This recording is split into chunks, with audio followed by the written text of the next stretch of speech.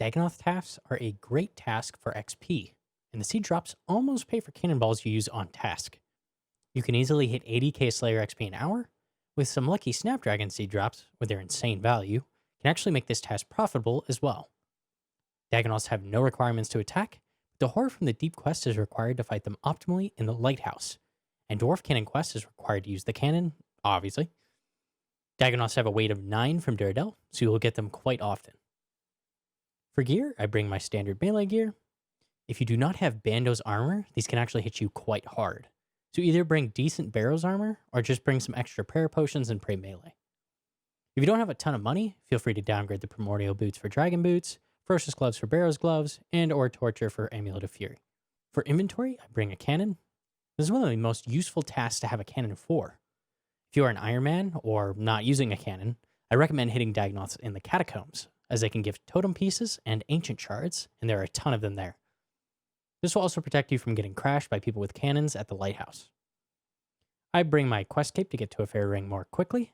Karamja gloves, crafting cape, and desert amulet all help me restock and retask after I complete the task. A bone crusher can give some extra prayer XP, and is extremely useful here for getting rid of some of the clutter. The wrench saves some prayer points. Herb and gem sack save inventory space. They don't drop any alchables, so you can skip the rune pouch. And the Sarah Godsword helps keep my HP and prayer up. I bring a divine superset, 6 prayer potions, and a couple shark just in case. One of the most important inventory managing systems I completely forgot about during this task was the Soul Barrier.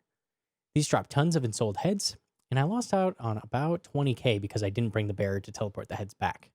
To get to the Lighthouse to start the task, teleport to a fairy ring code ALP, walk into the Lighthouse, and enter the basement.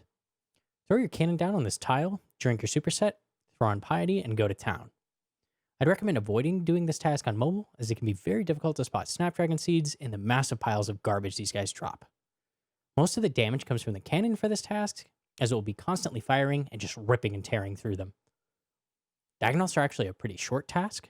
The full task only took me 13 minutes.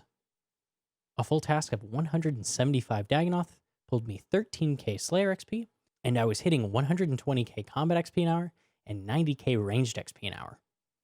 I used almost 1,000 cannonballs, which cost about 170k, but I only received 1 Snapdragon seed, which is about average for these tasks. From the various seeds and ensouled heads I collected, I made back about 100k. On average, you tend to lose money on this task, but the crazy XP rates and short task length make it worth doing every single time you get them. And that's going to do it for this video. Leave a like if you liked it, or subscribe. Thanks, guys.